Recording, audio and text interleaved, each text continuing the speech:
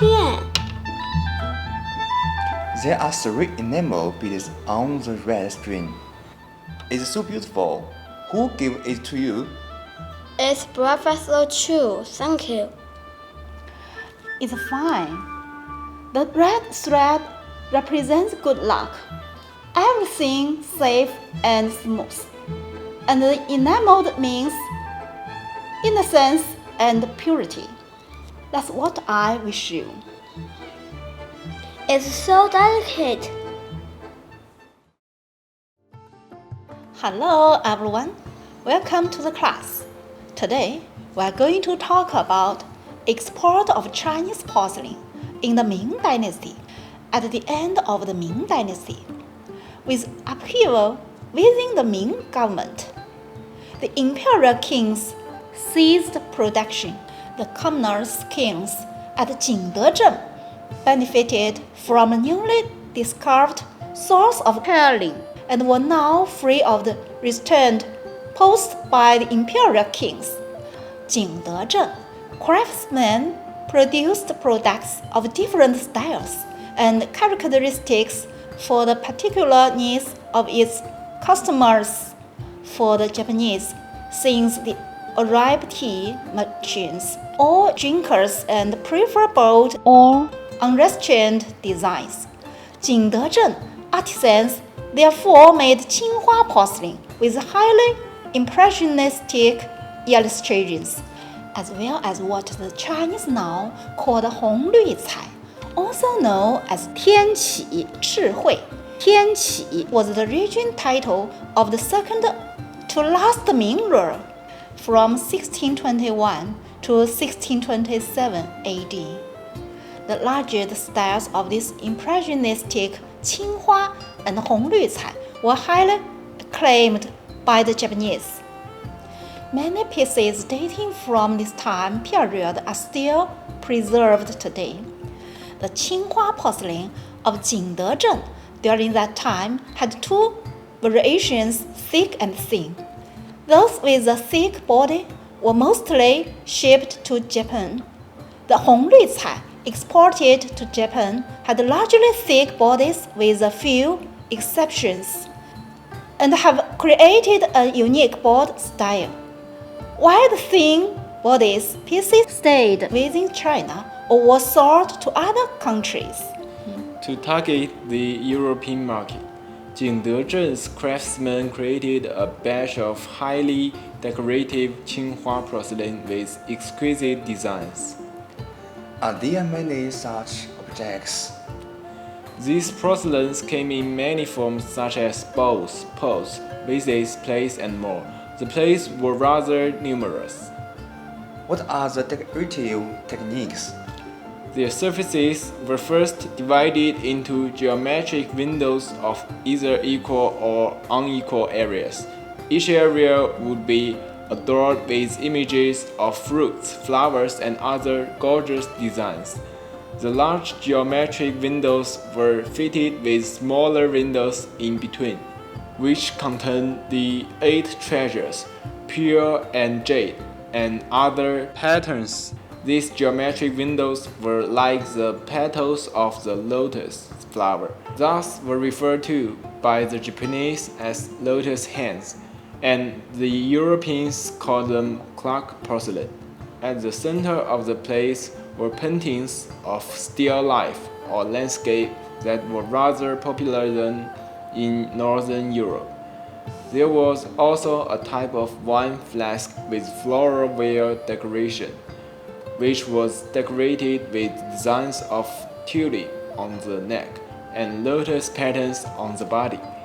Its modeling was exquisite and attractive, with a similar form and shape to European silverware. Their crafting was extremely meticulous, with thin and refined bodies. These products received love and praises from people in every European country, who were buying these items of art no matter what the cost. The Europeans, after purchasing these porcelain wares, treasured them with extreme care and love, and often fitting them with metal accessories. Some porcelain bowls were made overly thin and to prevent burning of the hands when in use.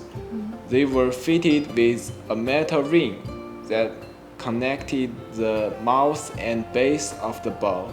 Tasteful handles adorned either side.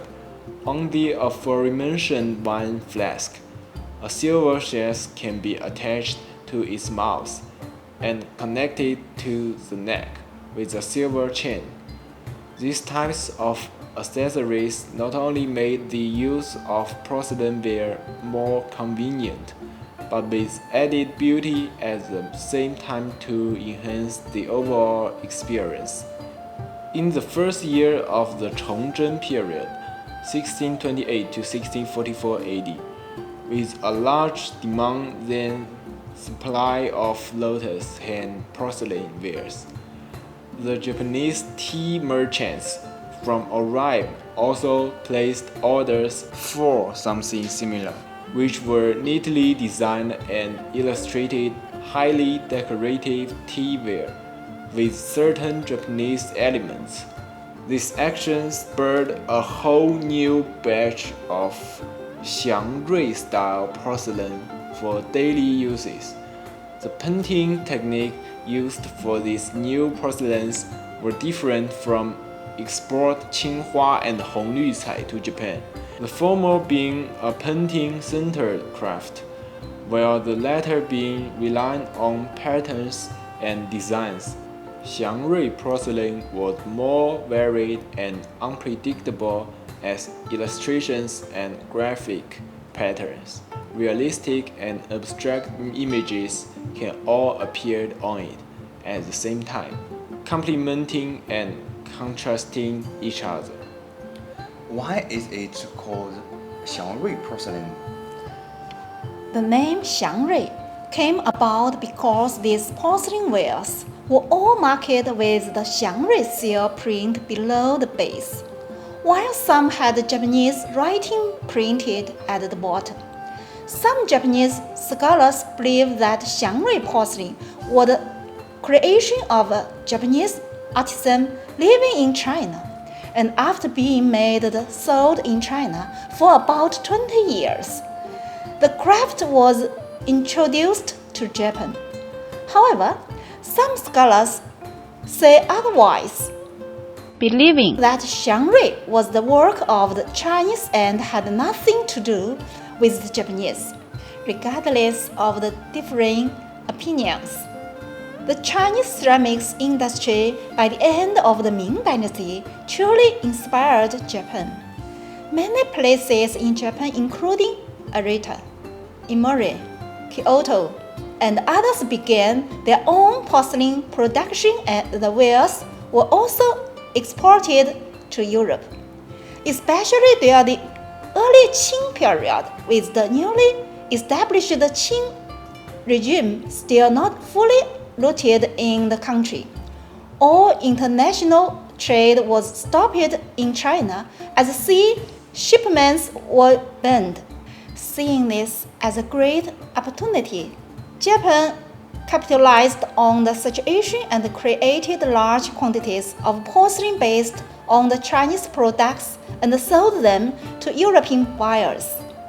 For this very reason, the Japanese porcelain craft was widespread and prospered.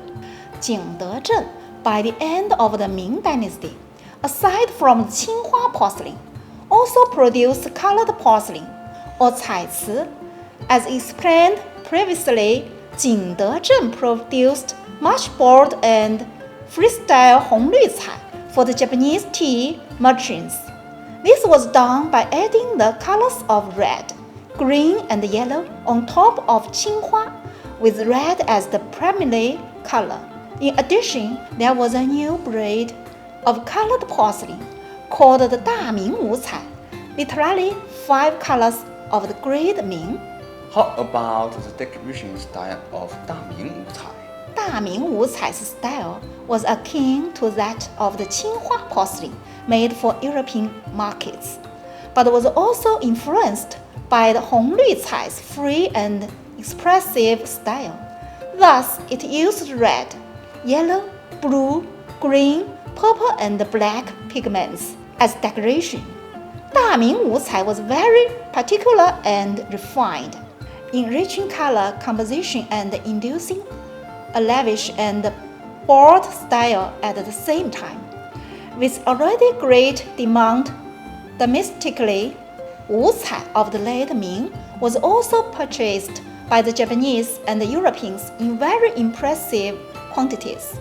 This particular time period was the pinnacle of export business for Jingdezhen's porcelain from commoners' kings. That's all for today. Thanks for watching it. See you next time.